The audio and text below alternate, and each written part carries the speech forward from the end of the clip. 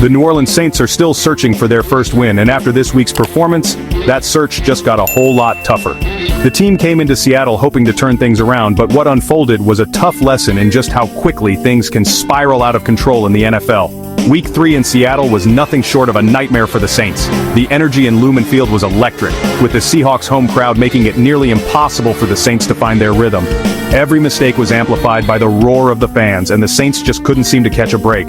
Let's break down the blowout and figure out exactly what went wrong for New Orleans. From the opening kickoff, it was clear the Saints were in for a long afternoon.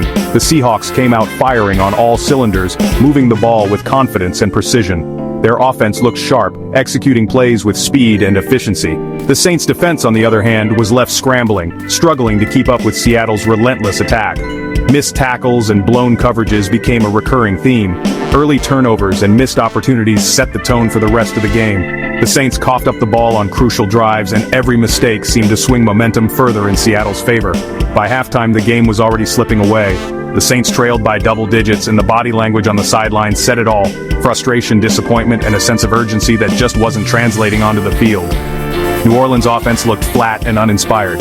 They struggled to convert on third downs, and every time it seemed like they might build some momentum, a costly mistake would set them back. Missed passes, drive-killing penalties, and a lack of execution plagued the Saints all afternoon. The offensive line had trouble holding up against Seattle's pass rush, and the timing between the quarterback and his receivers just wasn't there. The Seattle defense dominated the line of scrimmage, collapsing the pocket and forcing hurried throws. This is not the start Saints fans were hoping for. The defense couldn't hold up either, giving up big plays all over the field.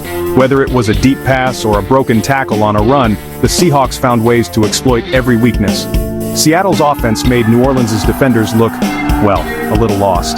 The Saints' secondary was out of position, and the front seven couldn't contain the run. Fans were quick to voice their frustration, both in the stadium and online. Social media lit up with criticism, and the boos from the stands grew louder as the game wore on. The Saints' struggles have everyone talking and tweeting. Sports radio and online forums are buzzing with questions about what needs to change. But it's not all doom and gloom yet.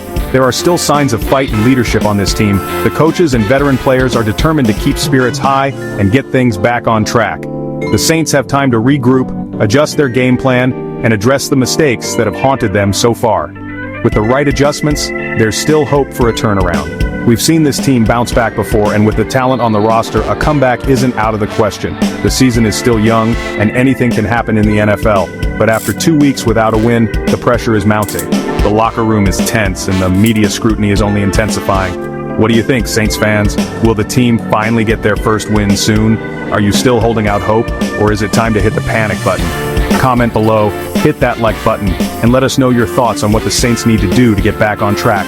And don't forget to subscribe for all your NFL reactions, breakdowns, and weekly updates. The season's just getting started, and we'll be here for every twist and turn.